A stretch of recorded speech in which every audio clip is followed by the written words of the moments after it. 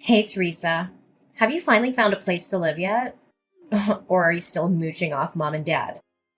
I'm only asking because I'm planning to bring Philip to meet mom and dad next week. I was really hoping you'd be out when we came so there wouldn't be any awkwardness. How come you haven't found a place yet? Mom and dad are getting really uncomfortable with you still being there.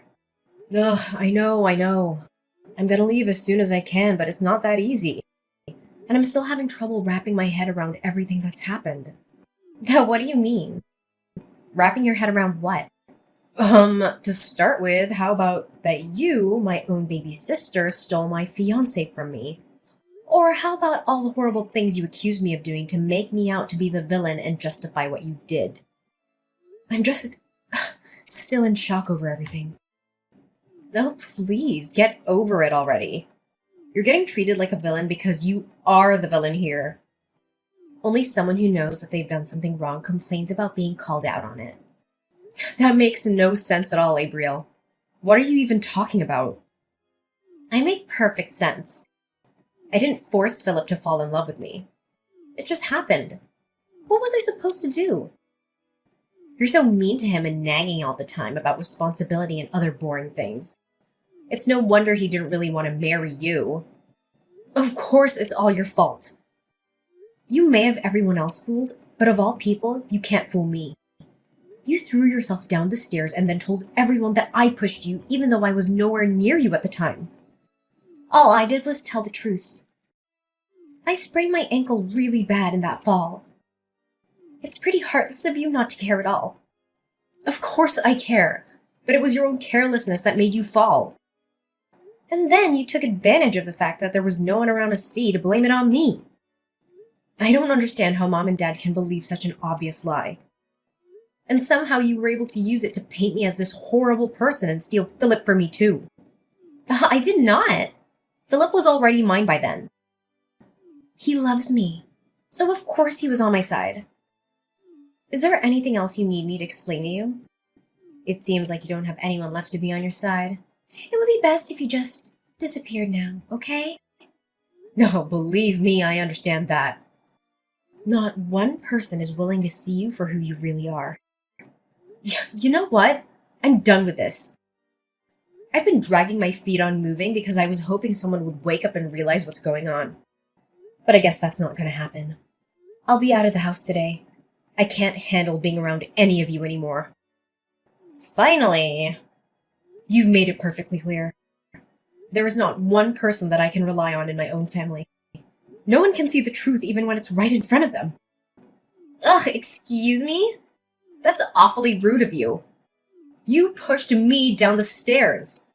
They are only treating you as you deserve. You can say whatever you want at this point. I'll soon be gone, so nothing you say matters to me anymore. Feel free to say anything your crazy mind comes up with. I'm packing my stuff up now, so leave me alone.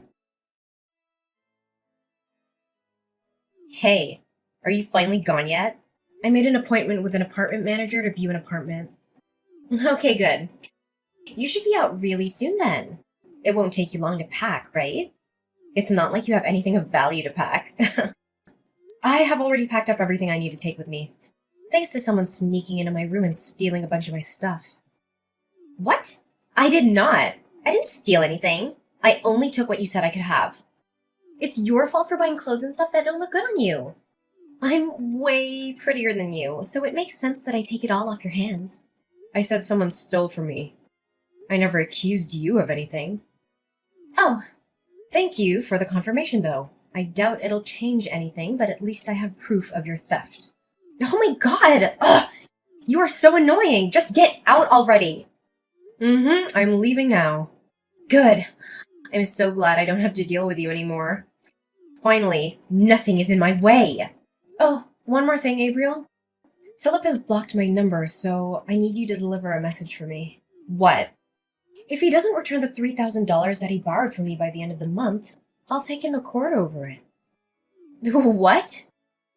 What $3,000? Oh, he knows how to get the money to me already, so if you could just give him that message, that would be great, thanks. If he has any questions, he can send them through you or unblock me and ask for himself. That's ridiculous. Why would he borrow money from you? He works at a major company and makes good money. You barely make enough to live on. There's no way this is true. You're making stuff up because you don't want to let him go. I'm not, and I can prove it. I have a written promise from him to pay it back. Yeah, whatever. You don't have anything. Look, I honestly don't care whether you believe me or not. Just give him the message, okay? I'm sure he'll tell you why he borrowed money from me if you ask him. I'm not telling him anything. Just stop. This isn't a funny joke. It just makes you look desperate and pathetic.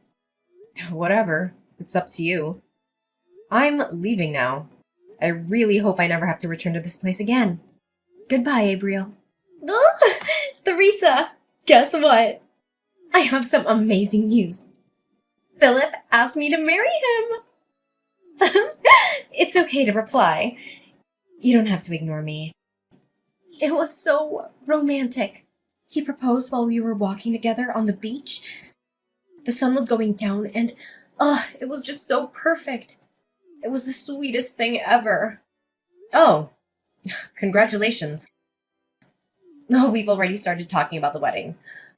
We're planning on a budget of around $50,000? Maybe a bit more when all is said and done. Really? I wouldn't get your hopes up on that. That's a lot of money. Oh, please, you're just jealous. No, I just know that he doesn't have the kind of money and neither does our family. Oh, come on, don't be like that. Stop being such a downer. I know what your negative attitude is really about. Who cares that he has to borrow some money from you before? That's over now, and his financial situation is very different than it was then. Besides, he told me he paid you back a few days after I gave him your message. Oh, did he? Well, I appreciate that you passed along the message. He told me that he only had to borrow from you in the first place because a few unexpected expenses came up. It's pretty cruel of you to hold it over him like you did. It just reveals how self-righteous you really are when you do things like that. That's not what happened at all. Look, Abriel, all I want is a clean break between me and the two of you, and I almost had that. I don't understand why you felt the need to come bragging to me about how happy the two of you are. You've won. Just leave me alone. Oh, well, excuse me for assuming you'd want some time to prepare yourself for the wedding. I guess you'd prefer to just get blindsided by the wedding invitation? Are you serious right now? After all that's happened, I thought I would be the last person you'd want to invite to your wedding. Of course I want you there. We are a family. I wasn't trying to brag about anything. I just wanted to share the news with my big sister. I didn't want there to be any drama if you found out from someone else, so I thought I'd tell you myself. I wouldn't have started any drama regardless of how I found out. I told you. I just want to move on and heal from all of this. Okay, fine. Be that way. Did you need anything else? Well, no, I guess not. I have to get back to work. Oh my god, really? It's Saturday. Why are you working? Are you so poor that you had to get a side gig or something? No wonder you demanded that Philip give you the money. I changed careers and entered the hospitality industry. Weekends are just another day for me now. Oh, I didn't know you changed careers. Thanks to you, I'm actually making pretty good money now. The pay here is higher than where I was working before, and I don't have to pay anything to our parents or help Philip out anymore. What do you mean, thanks to me? Isn't it obvious? If you hadn't betrayed me, I wouldn't be where I am now. I don't think there's anything else to do or say at this point. Bye. Theresa! Answer your phone! I need you! Jesus, what do you want? I can't really talk, I'm at work right now. Are you ready to congratulate me? To congratulate you? For what? Is your wedding coming soon? I already congratulated you for that. Yes, it's next Sunday. You did congratulate me when I told you that Philip proposed, but I wanted to talk to you about your wedding gift to us. We're sisters, so $50,000 would be the right amount to give us, I think. I'm sorry, what now? Are you seriously asking me to give you $50,000? Have you lost your mind?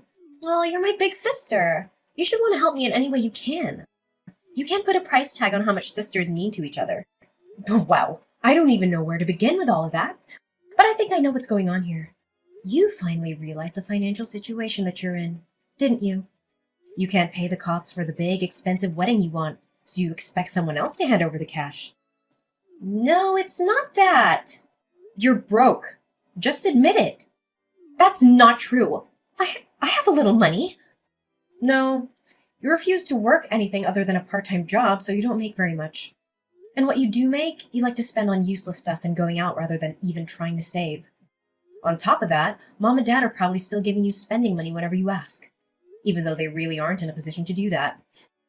So you haven't had any reason to ever try and save any money whatsoever, have you? And sure, Philip works for a big company, so you probably thought you could rely on him for some money. But he's only on a temporary contract. That won't last forever. Ugh, how do you know that? Because I was engaged to him first. There's nothing about him that I don't already know. I'm gonna go out on a limb and say that you just found out that temporary employees make a lot less than full employees. That's why you're suddenly scrambling for money days before your wedding. The reason he had to borrow money from me was that he got laid off from a temporary job when the company downsized. He needed help just making ends meet until he got his next temp job assignment. I didn't expect him to be able to pay me back all at once like he did after I told you about the debt. I wonder where he borrowed the money from to make that happen. He said he had the money and he'd just forgotten to pay you back until I said something. Sure he did. Anyways, back to all this about giving you money to pay for your wedding.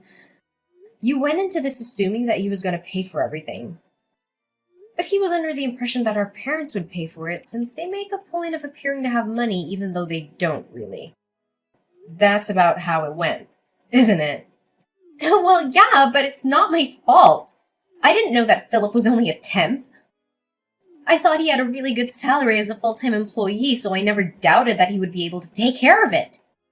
You are more to blame than I am. Why didn't you tell me if you knew he wasn't making that much? I had no idea. I feel so... I told you about it when I was engaged to him. And you and I have some friends in common, so I'm sure they mentioned it at some point. No one tried to hide it from you. You just didn't want to hear about it because it was inconvenient.